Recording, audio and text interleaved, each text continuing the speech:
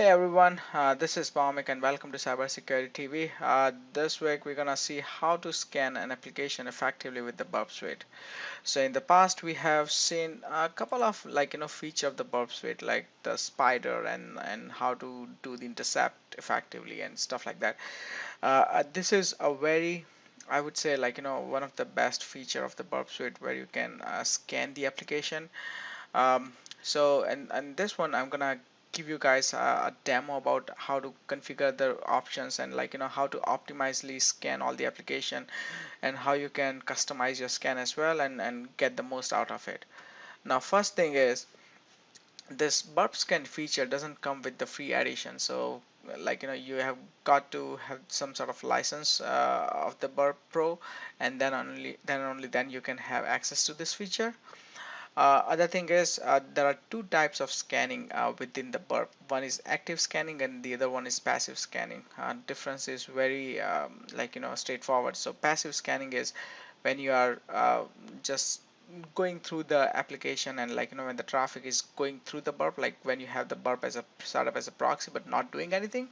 Probably you're just doing intercepting and observing the traffic, and that's when burp will kind of analyze all the request response, and based on that it will identify any issues.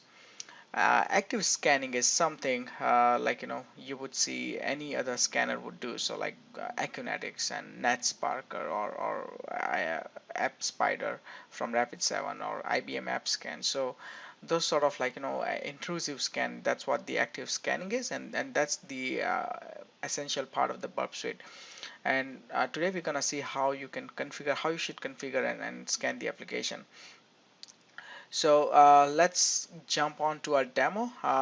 For this one, we're gonna see the demo.test file. If you remember, I used that particular one for one of the demo of the cross-site scripting vulnerability. So I'm gonna use the same site again to show you how to scan with the Burp Suite. Alright, so this is what we have. So on the right hand side I have a Firefox browser where I have the application demo.test file running, and the on the left hand side I have my Burp Suite running. I've already made the configuration on set up the proxy in my browser. If you don't know how to do that, I would recommend to go back to the first video of how to set up the Burp Suite, and that should give you enough information.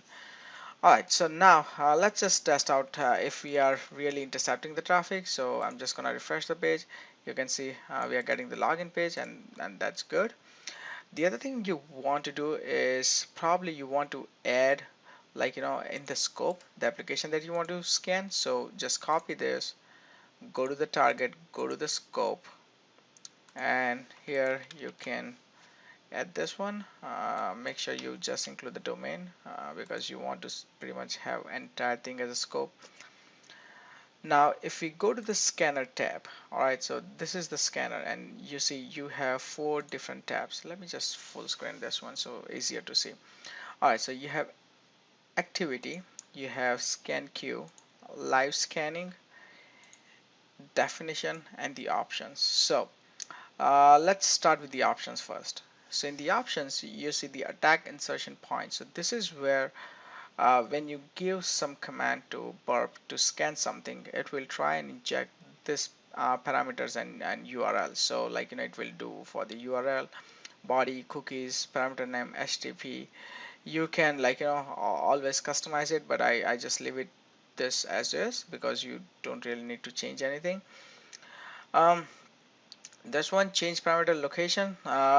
Sometimes a Burp does by default like converting post to get to kind of easyability for demonstration of like cross-site scripting or SQL injection. But if you really want to do and go some advanced things like change URL to body, body to URL, which it does by default, but then you can also configure it here.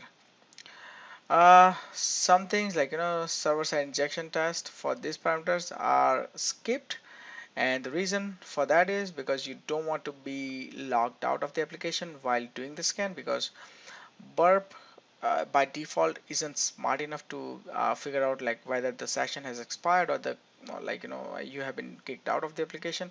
So all the other scanning would result just a waste of time because it's the application is not logged in, and you won't get the effective result. So that's why, like, most of the session ID cookies, as you see, like J session ID, CF ID, CF token, PHP session ID, etc., will be excluded from the testing. I'll also show you in the future video on how to train Burp to, like, log back in if it detects log out. That's really something, very, very important if you want to do effective scanning with the Burp. All right, so you can also mention the additional parameters if you have to. Those parameters will be skipped from the testing as well. Now this is the scanning engine which you want to configure. Like, it depends on what's the bandwidth of the application. Like, if it's like running on a small server with the less bandwidth, then probably you want to reduce this request limit, like, maybe to 5 or something. This is 3 times the Burp is going to try, like, on the network failure errors. All the alerts and everything you will be able to see in the alert box, like you can see here.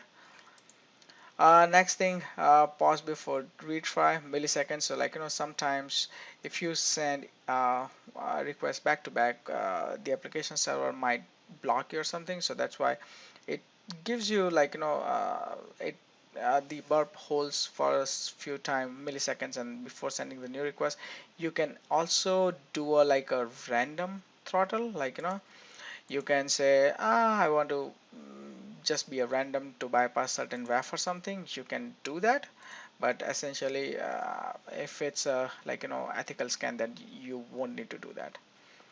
And of course you want to check this, keep this on, like follow redirection where necessary, because you would see several times application would redirect the request after having the post request. So for example, once you submit the credentials, you will receive 302, and then it will fire another GET request. So that's why you want to keep this on as well.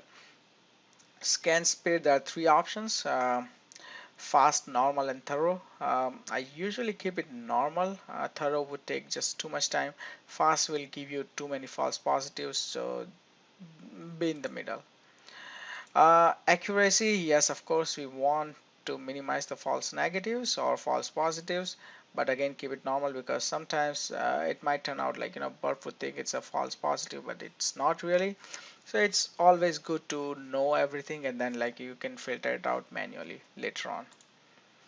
And use intelligent attack selection, it would. So, like, based on the programming language and based on the backend database, it would figure out its own query and everything. So that way Burp is very intelligent, and you want to keep that option on, so Burp can minimize the scanning time and also give you efficient results.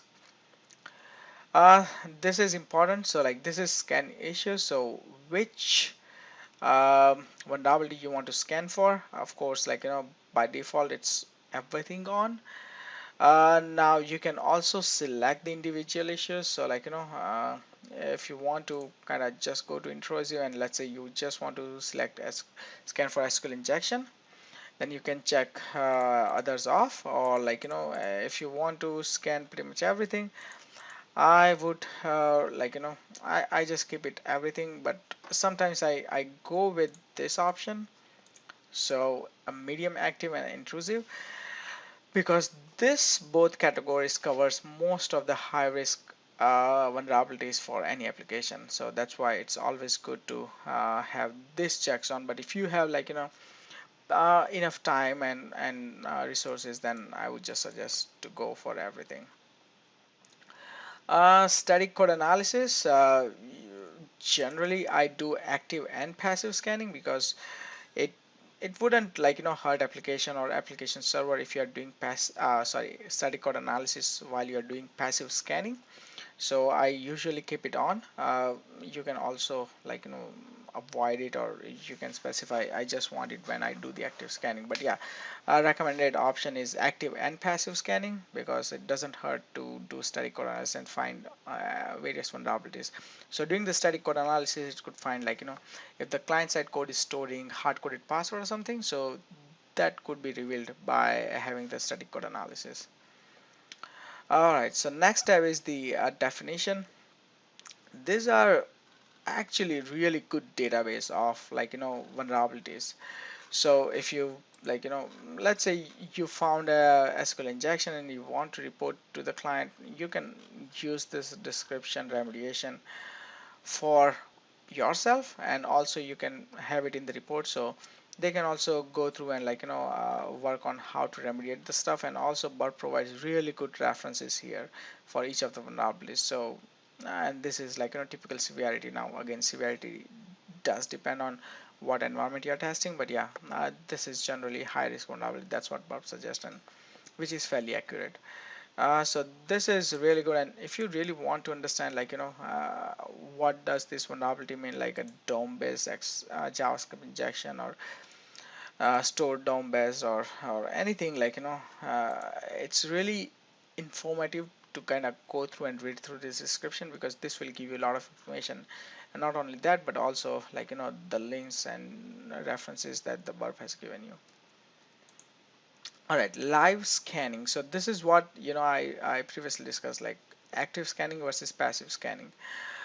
Passive scanning, you can pretty much say scan everything, because again, as I said, passive scanning isn't gonna affect any of the app server, but generally you want to do the switch scope, because you don't want to be have too many things in your scanner window, because or I would say the target window, this one, where it would just pop up vulnerabilities with of sites like you are not even least concerned about. So you can define the same thing for both of them, because you want to because if something is in your scope, that means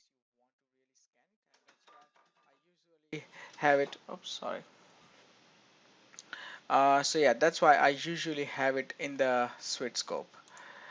Scan queue. So when you start scanning the application and URLs, you have the URLs listed here. We'll show it. We'll see it in a bit.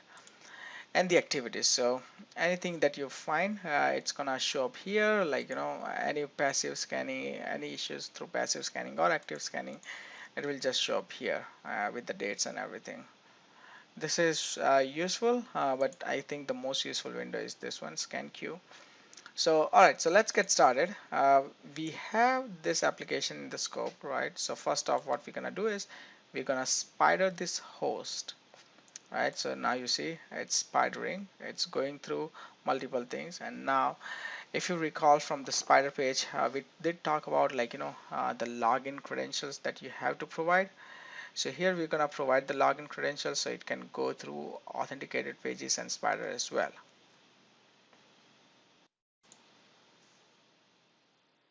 Okay, so let's provide UID is, I think, jsmith, password is demo1234. Let's submit the form. All right, there you go. It made few more requests, and now I think we should have good structure of the application. Okay, so this is good. Now we want to scan the application. There are a couple ways you can do it. The first way is you can directly say active scan this host, and then you can make some choices here. So of course, you want to remove the duplicate items. I sometimes also do this to save some time and effort. So no parameters, because Burp is not gonna likely find any vulnerabilities. Of course, that you can still have like cross scripting or something without the parameters, but you can do one or two sample URL instead of doing entire 42 items.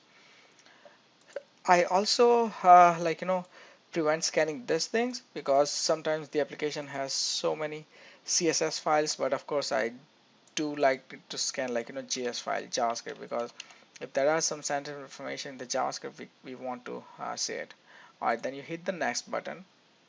It's gonna show you all the I would say all the URLs that it's gonna scan. If you think I don't want to scan something, so for example, I don't want to scan a login page, because that might if Burp tries too many invalid credentials, my account might get locked out. So I want to remove that. So you can do that from here, and then you can just click on OK button, and now you see the scanner has highlighted.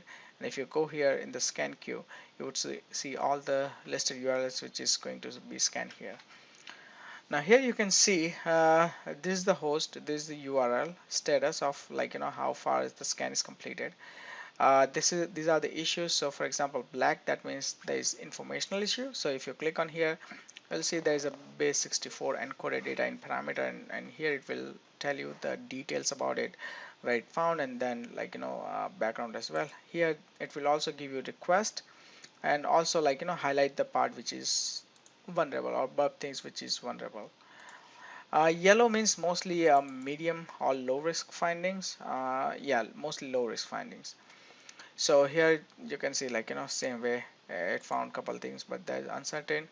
Red means there is a high or critical findings. So if you go here, it says file path manipulation. Here they did web.xml, it got 200. Okay, of course we need to confirm that, but yeah, that found cross-site scripting, and that's why it says it's a high or critical vulnerability. Now once this one of this thread is completed, it's gonna start the next one. So likewise, Burp will complete the entire scanning. Now the other way to scan the application is you want to have the intercept on. Now let's see, we want to scan. Let me expand. Okay, search, right? We want to see test go. Alright, we want to test, just scan this page. Then what you can do is you intercept, you go here and perform do an active scan. Now if you see here in the scanner, our request is now in the queue. So as soon as this finished, it will start scanning this. Here you can also do several stuff like cancel, scan again, you want to hide the finished items. You can also pause the scanner if you want to, add a comment if you want to come back and see why you did. You can also group the issues based on the color coding. Repeater, if you want to reproduce the problem by yourself, you can set to repeater and then try it by yourself. Intruder, we'll talk about this, what is intruder and when you should use it. And if you need any help, there is always documentation available for you to review. So once this scan is completed, pretty much you will of course be able to see all the findings here by going on individual scan items, but then there's also items available for you to review here. So if you just click here in the target sitemap, all the findings. So this with the dark red, that means it's a confirmed issue. This is tentative, but says it might or might not be there, and that's why it's okay. So now it says certain. See it, uh, you saw actually right now, because it changed from firm to certain, and that's why the color has changed as well. Now this one again, it's firm. It's not sure if it's an issue or not. Same thing with all the vulnerabilities. So it starts with the high, then the medium. You can also triage this. So for example, you want to right click and say yes, this is not a high risk but probably a medium risk finding. You can change the color of it. Then you say confidence, yes, this is absolute vulnerability, there is no doubt about it. You can do that, and that's you can also of course delete the issue, or uh, you can also view the details of that, and of course if you need any help. Now let's say you have finished the scan, you have all the issues, and now it's time for you to report, or you want to send this report to someone. How you want to do it is typically I right click this one, and then I go to the let's see, issues, and then report issues for this host, right? So it will give you an option whether you want to do HTML or XML. You want to do HTML because it's easier to navigate, unless you want to do XML and import it to some other tool, but HTML is my preferred method. Now what details you want to include in the report? I pretty much keep everything because all of that is required, anyone who is reviewing the report. uh, you can also so when the burp give you the report, it's also gonna give you some level of a request and response, like a snippet inside the report. If you don't want to do it, then you can do it, you can select do not include, but I generally do it because that's how if developer is going through the report, they can understand what the request was made and where the issue is. Next, here you can select which issue you want to report. Generally, let's say if I'm only concerned with the high risk issues, right? So I'm just gonna eliminate all of the other ones, right? So I'm much concerned about the cross-site scripting. And is there anything I missed? I don't think so. Probably this. Okay. Next, okay, now you want to select the file and you want to report. So we want to say demo report, right? uh, Summary bar chart, so it will also give you chart. Summary table will be all the tables. So now you want to specify the file name, which is like, demo report for dev. Hit next and report is completed and it's available for you to download. Okay, so we download the report, and here as you can see, like, it started with the summary. There is a chart, like, shows like, okay, how many of high certain confidence wise, like how many vulnerabilities were there in total. Here it will also show you the bar chart sort of thing, and then, like, some links, like if you want to jump to directly to some issue, then you can jump here, and it will give you the description, remediation, and request response, as I said, like, with the highlights. So it's easier for anyone who is reviewing the report and, like, figure out where the vulnerability was. So yeah, so that's pretty much it. I wanted to show you guys how to scan effectively and how to, like, configure the options of the Burp suite. If you got any questions, feel free to drop down a comment below. And I'm next, like, probably I'm also planning to do some videos on the AWS security, because I know it's the like, most demanding, like, cloud security is very much in demand right now. If you really want to land a good job, the cloud security is the way to go.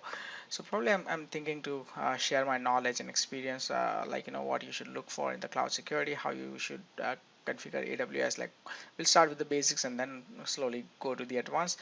Let me know if you like that, or you would rather have me stick with like web application penetration test.